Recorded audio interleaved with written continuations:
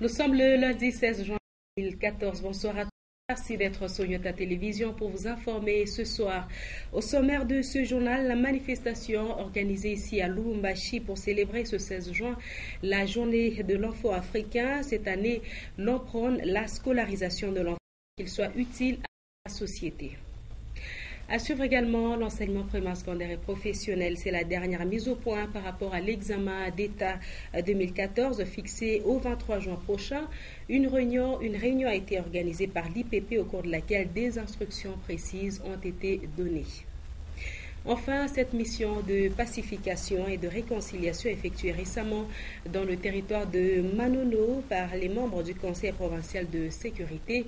À la tête, le ministre de l'Intérieur, Juvenal Kitungwa, un message de paix a été apporté dans plusieurs villages de Manono où Pygmées et Bantous s'accrochent depuis quelques mois.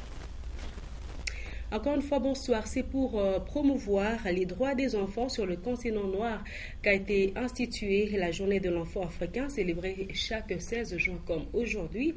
Pour cette édition 2014, un accent particulier est mis sur la scolarisation de l'enfant afin de le rendre utile à la société. À Lubumbashi, je vous l'ai dit, la manifestation en rapport avec cette journée a été organisée à la Halle de l'Étoile. Un reportage qui porte la signature de Lumière Moussao, Rufin Kibambe et Séverin Katamboa. Filles et garçons tous à l'école, apprendre la paix. Ce thème qu'a été célébrée la journée de l'enfant africain. Une occasion pour les enfants de faire comprendre aux autorités compétentes leurs droits dans le domaine éducationnel. Dans leurs mots, les enfants ont épinglé différentes causes qui pénalisent l'éducation dans la province du Katanga, lesquelles causes conduisent des milliers d'enfants à un avenir incertain. D'où cette démarche auprès du gouvernement de province. À titre particulier, nous plaidons pour la gratuité de la scolarité de tous les enfants sortis des forces et groupes armés dans la province du Katanga pour leur réinsertion scolaire. Car ces enfants qui ont abandonné les armes ont plus besoin d'un cahier, d'un stylo et d'une scolarité gratuite. Le ministre de l'Éducation présent à cette manifestation a quant à lui appelé les enfants à l'ouverture d'esprit et à la responsabilité.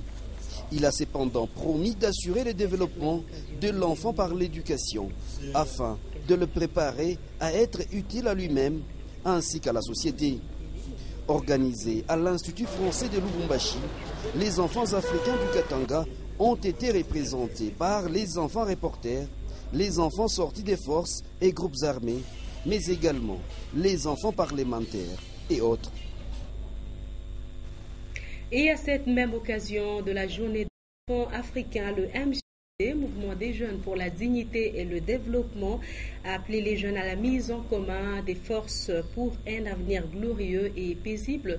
Et le président de ce mouvement, Félim Benga, en a profité pour mobiliser toutes les structures des jeunes pour les prochaines élections dans le cadre du Conseil provincial de la jeunesse.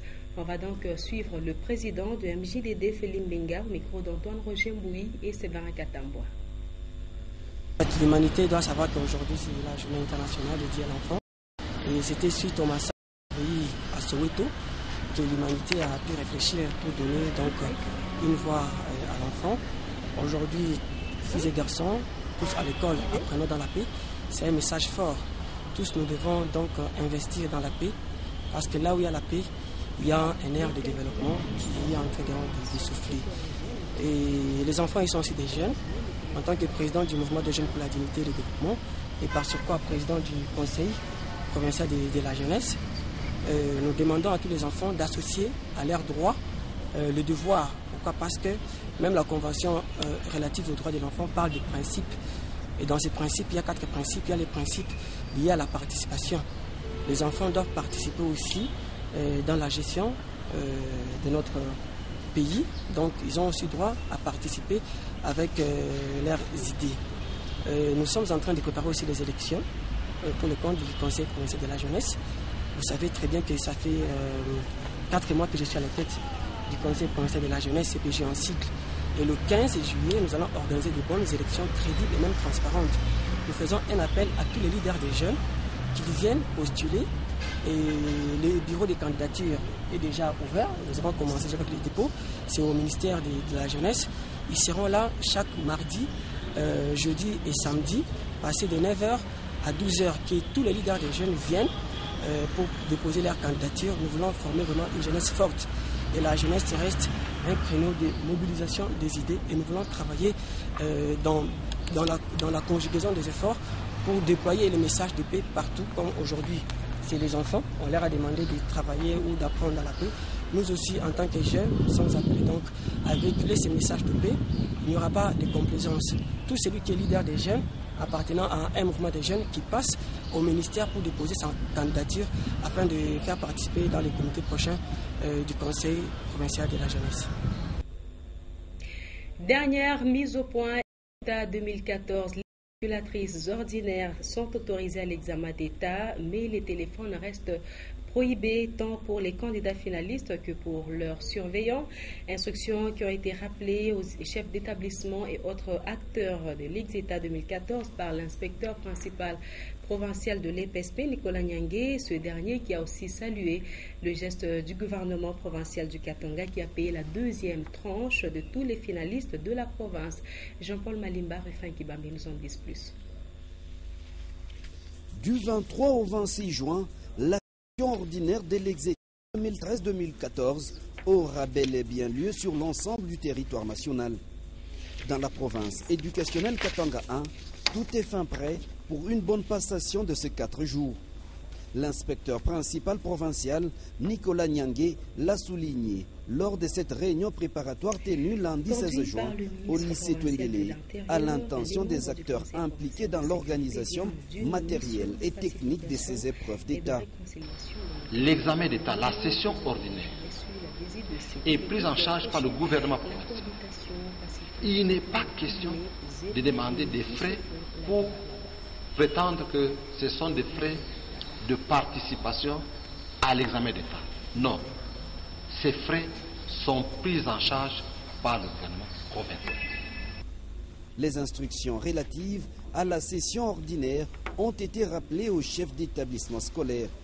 C'est entre autres le dépôt des points scolaires des finalistes sur la fiche E13 au plus tard le 19 juin, l'arrivée des finalistes au centre d'Exeta à partir du lundi 23 juin à 7h juste en uniforme bleu et blanc avec le stylo noir.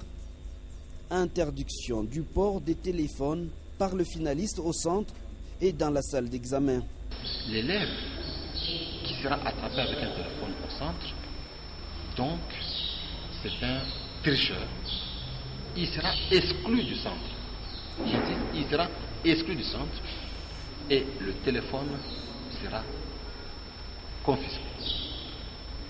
Autorisation des calculettes ordinaires et plus question pour les surveillants d'amener leur téléphone au centre. La répétition générale des instructions aux finalistes reste fixée le samedi 21 juin prochain et chaque candidat connaîtra sa salle d'examen, son numéro d'ordre et recevra son macaron. Toutefois, les mesures de surveillance et sécurisation des centres, des finalistes, des items ainsi que celles de la lutte contre la fraude et les mercenaires sont déjà prises. Et sur un autre chapitre, par le ministre de l'Intérieur, Juvenal Kitungwa, les membres du Conseil provincial de sécurité viennent d'une mission de pacification et de réconciliation dans le territoire de Manono. Plusieurs villages ont reçu la visite de ces délégués qui ont prêché la cohabitation pacifique entre Pygmées et Bantous qui se font la guerre là-bas. Explication Antoine Roger Mbouy. Véritable mission de pacification et de réconciliation menée membre du Conseil provincial de sécurité dans les territoires de Manono. Ici, le patron de la territoriale et chef de la délégation Juvenal Kitungwa tient la réunion de sécurité. Question de préparer la descente à Mukebo dans les secteurs de Niemba. Tout de suite, c'est la route vers Niemba avec escale à Kiambi à 90 km après la traversée de Tchèvres. Kitungwa s'adresse à la population ici. Axe son message autour de la cohabitation pacifique entre Bantous et Pygmées, avant de prendre en charge les frais scolaires des élèves de Kiambi pour le mois de juin et la prime des enseignants. Le lendemain, la délégation reprend le chemin de Mukebo où elle vit un calvaire des infrastructures, cas de ponts de fortune jetés par les populations locales. Comme à Manono, Kitungwa réunit les autorités locales avant de mener la mission des bons offices entre les parties en conflit.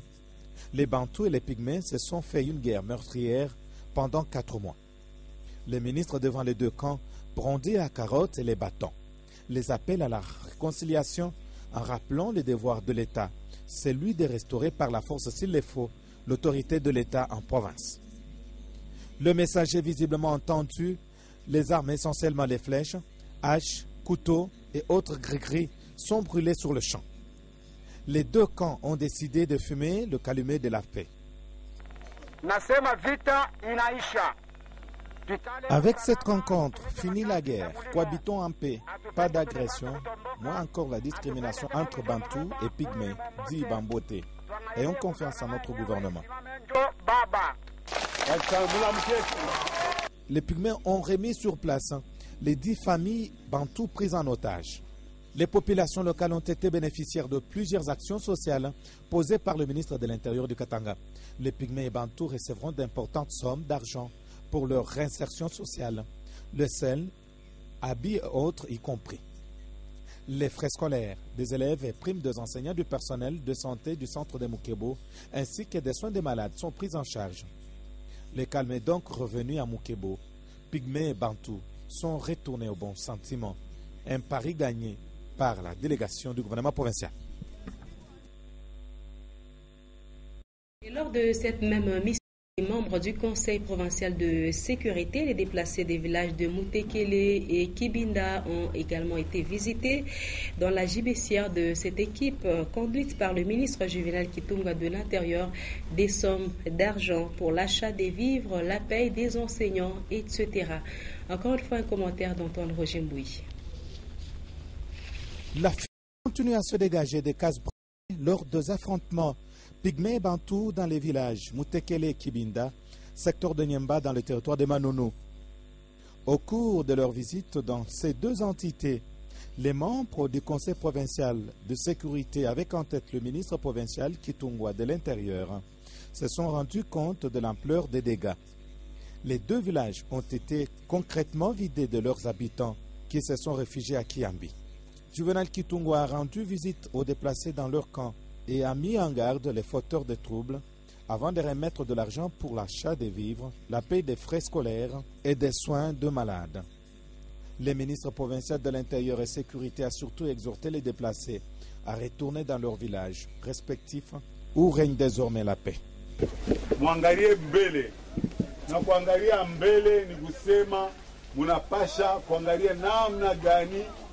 Vous devez regarder ou aller de l'avant. Les Pygmées, communément appelés Batois, sont vos frères. Vous devez vivre ensemble. On ne peut en aucun cas accepter ou admettre que les lois du pays soient foulées aux pieds. Là, l'État fera son travail.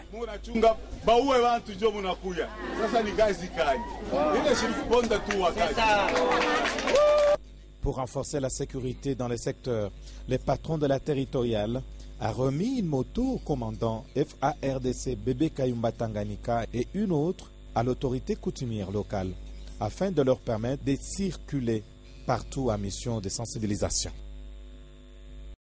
Au-delà de la mobilisation des recettes, Mando, ministre provincial des Finances, a révélé son autre face, celle de vrais cultivateurs. Le week-end dernier, le patron des Finances a pu visiter sa ferme privée de Kamisepe. Ici, les fruits sont palpables, maïs en grande quantité, les poissons des étangs, des légumes et autres produits de culture maraîchère.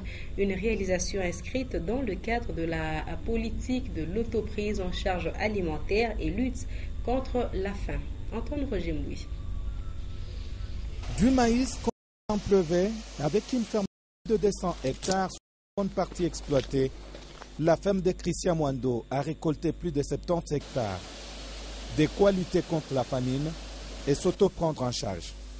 Aidé par les responsables de sa ferme, il voulait palper les fruits de ses récoltes et encourager les ouvriers de son champ. Lui-même étant un cultivateur aguerri, loin de ses vestes, les finances provinciales qu'il mobilise. Culture de maïs, plantule de légumes, pisciculture, bananeraie, à quelques kilomètres de Lubumbashi après Kamisepe, un geste à encourager et qui ira plus loin. L'ordre qui a été donné par le chef de l'exécutif provincial, le gouverneur Moïse Katumbi Chapwe, était que tout le monde dans la province du Katanga devait avoir un champ. Parce qu'il n'y a pas d'autre moyen de lutter contre la famine si on ne rentre pas à la terre. On ne doit pas être seulement dans les bureaux pour signer des documents, mais on doit aussi, les week-ends, les jours fériés, rentrer vers les champs, montrer l'exemple et pouvoir cultiver pour pouvoir se nourrir nous-mêmes et nourrir notre population. Nous sommes dans la philosophie de dire qu'on doit se prendre en charge. On ne doit pas toujours vivre des importations, mais si chacun avait son petit champ, si chacun essayait de s'y mettre, je pense que petit à petit, on peut arriver à réduire la famine dans notre province. Une expérience réussie qui vise à s'ouvrir à la mécanisation et pourquoi pas à la diversité.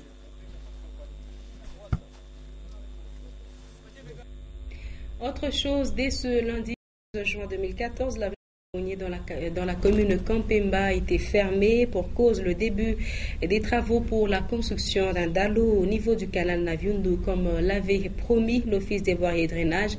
La population, elle, est priée de respecter les déviations suivies. Comme annoncé, les travaux de construction du dalo du canal Naviundu axe Savoie ont bel et bien débuté ce lundi 16 juin 2014. Les anciennes buses ont été démolies. Par conséquent, l'avenue Savonnier est fermée. Question de permettre le bon déroulement de ces travaux de génie civil. Les usagers de cette voie sont appelés par l'Office des voiries et drainage à plus de coopération et de collaboration, notamment dans le respect des déviations indiquées. C'est un travail qui consiste à remplacer les bus qui existaient avant, qui n'ont pas été capables d'évacuer les volumes d'eau sur ces tronçons. Alors nous avons décidé de remplacer ces bus par les dalos. Ce que nous faisons maintenant, nous avons commencé les travaux de terrassement et de démolition de l'ouvrage existant. Et puis par la suite nous allons continuer avec les lits à moellons et un radier à béton armé et les culées, ainsi de suite. Ce que nous pouvons demander aux usagers de la route, c'est de respecter les avenues de déviation que nous avons prévues pour cette fin. C'est entre autres l'avenue chaussée de Kassenga et l'avenue Kiwele que nous avons entretenue la semaine dernière. L'Office des voiries et drainage OVD qui insiste sur la prise de conscience de la population qui ne devrait plus jeter des ordures ménagères dans le canal Naviundu.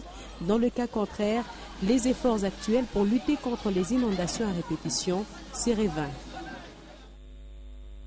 Et un peu plus loin de Lubumbashi, les travaux, les activités les habitants de Kabondo Dianda s'adonnent également à la production de l'Utuku, même si cette boisson indigène est produite aussi dans les autres coins de la province du Katanga. Celle produite à Kabondo Dianda est souvent appréciée et considérée comme étant de qualité à cause de ses ingrédients qui viennent fraîchement des champs. Ils sont donc essentiellement bio. Explication Augustin Célestin Muganza et Étienne Lunga. Ce qui fait aussi la réputation de la cité de Kabondo Dianda, c'est la production de la boisson indigène qu'on appelle 500, consommée par tous les Congolais. Cette boisson a reçu différentes appellations selon les régions du Congo. On parle alors de Kapitambele, Kanyanga ou encore de l'Utuku. Cette boisson indigène est fabriquée à base du manioc et même du maïs, fermenté entre 1 et 3 semaines avant l'étape de distillation. À Kabondo Dianda, pas une parcelle sans qu'on aperçoive des morceaux de fût pour la distillation de cette boisson indigène. Ces ustensiles rassemblés et reliés par 2 tuyaux produisent à haute température une vapeur, puis un liquide qu'on appelle l'Utuku. Ce liquide, qualifié ici d'ordinaire, est à nouveau chauffé à haute température pour enfin obtenir du 500. Nos clients viennent des autres territoires pour acheter notre boisson. Grâce au prix abordable à tous entre 300 et 1000 francs congolais, le lutuku ou encore du 500 ne manque pas de consommateurs.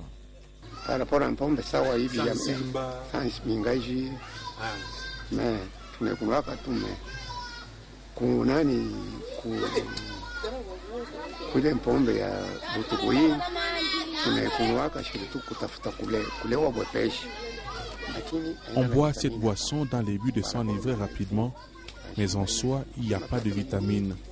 Cet état nous permet de nous défouler, car la vie est difficile.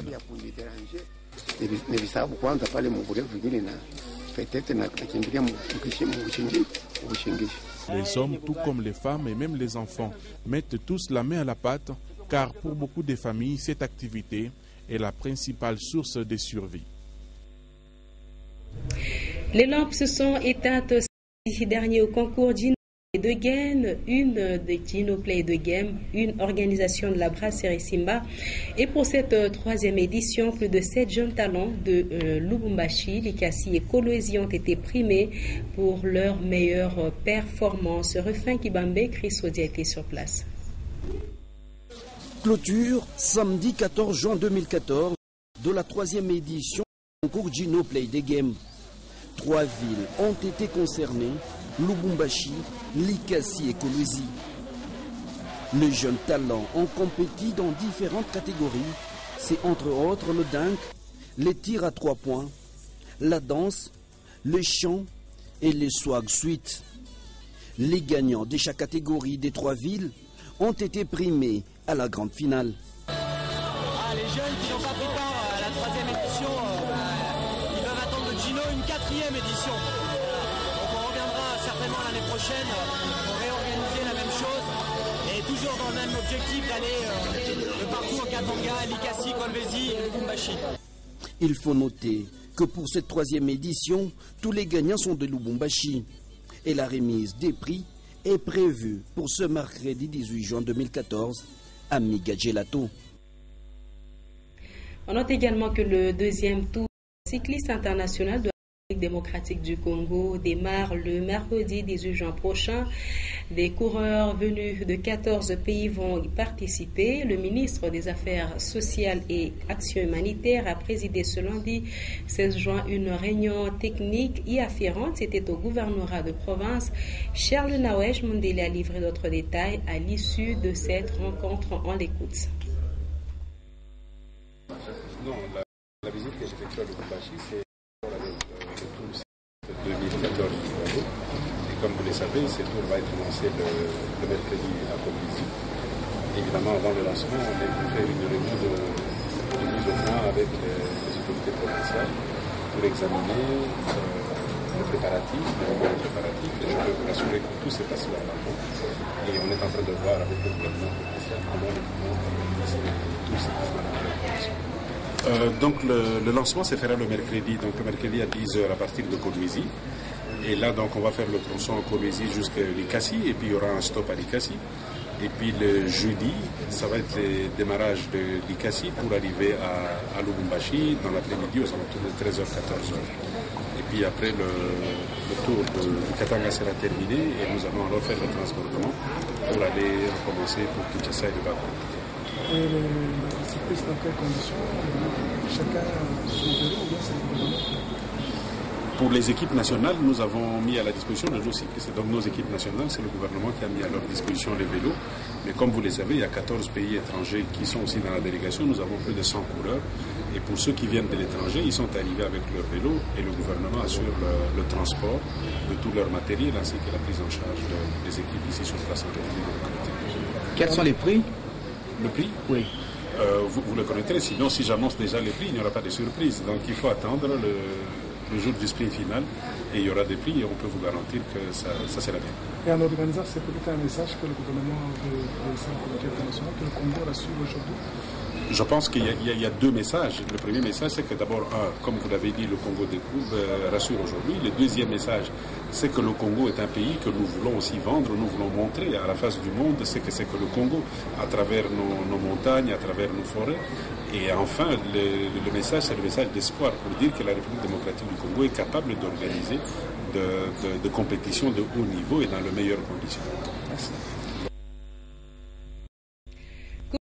Brésil 2014, l'Allemagne venait de battre lamentablement ce soir le Portugal par le score de 4-0. Vous l'avez vu en direct sur Nyota Télévision. On note également que 2 équipes africaines font leur entrée, à savoir le Ghana et le Nigeria. Une explication que les Nigérians ne sauront pas suivre sur leurs écrans géants comme d'habitude à cause des attaques des Boko Haram qui se sont multipliées ces derniers temps. Retour à domicile pour terminer avant de participer au prochain championnat de la Lina Foot. Le cercle sportif Don Bosco a tenu dimanche 15 juin son assemblée générale ordinaire au Stadium Joseph Kabila. Occasion pour cette équipe de dresser le bilan de la dernière saison sportive. Jean-Marc Kassongo, Sylvain Mtamba étaient sur place. Il reste les assises de l'assemblée générale ordinaire salésien. La saison sportive s'est globalement bien déroulée. Engagé sur 2 fronts, Don Bosco a terminé 4e au niveau de la Lina Foot, laissant derrière lui 10 clubs dont Lupopo et Dessimpé. 2 clubs, non de moindres. Au niveau africain, les Salésiens se sont arrêtés en 16e des finales, éliminés par les Djouliba du Mali. Des différents rapports lus, l'équipe n'a pas connu de difficultés sur le plan financier grâce à l'implication de son président sponsor. Nous saisissons de l'occasion pour remercier tous ceux qui ont contribué à financer l'équipe pour l'année 2013-2014. Nous pensons en premier lieu aux sponsors de l'équipe. Je cite l'honorable Moïse Katumbi Chapwe, notre président champion Katumbi, ainsi qu'à tout son comité. Nos remerciements vont aussi tout droit au gouvernement provincial par le biais de son ministre des Sports et Loisirs, ainsi qu'au gouvernement national qui, chaque fois que l'équipe est engagée en compétition internationale, ne cesse de lui venir en aide financièrement. Présent à ces assises, le vice-président de la Lina Foot, Jean Kamwena, n'a pas manqué d'encourager les joueurs ainsi que le comité sportif en vue de la prochaine saison sportive. Au courant du championnat de la Lina Foot qui va commencer, nous devons, nous tous, dire aux dirigeants de Don Bosco, aux athlètes de Don Bosco et aux supporters de Don Bosco, courage, beaucoup de courage et beaucoup de sérénité pour les championnats à venir. L'objectif du cercle sportif Don Bosco est de rentrer en Afrique. L'équipe de champions Katumbi et de Benjamin Mouteba va tout mettre en marche pour y arriver. Et voilà, par là s'achève cette d'informations sur Nyota Télévision. Note pour l'essentiel avant de nous quitter, la manifestation organisée à Lubumbashi pour célébrer ce 16 juin la journée de l'enfant africain. Cette année, l'on prône la scolarisation de l'enfant pour qu'il soit utile à la société. On a également parlé de l'enseignement primaire, secondaire et professionnel avec la dernière mise au point par rapport à l'examen d'État fixé au 23 juin prochain. Une réunion a été organisée par l'IPP au cours de laquelle des instructions précises ont été données. Il est également question de cette mission de pacification et de réconciliation effectuée récemment dans le territoire de Manono par les membres du Conseil provincial de sécurité, à la tête le ministre provincial de l'Intérieur, Juvenal Kitungwa. Un message de paix a été apporté dans plusieurs villages de Manono où Pygmées et Bantous s'accrochent depuis quelques mois. Madame, Monsieur, c'est la fin complète de ce journal de 20h sur Nyota Télévision. Merci de votre attention. Prochain rendez-vous avec les informations sur votre chaîne. C'est à 23h dans une présentation de Patricia Nice Maokabe. Avec plaisir, je serai avec vous demain. Très bonne suite de nos programmes.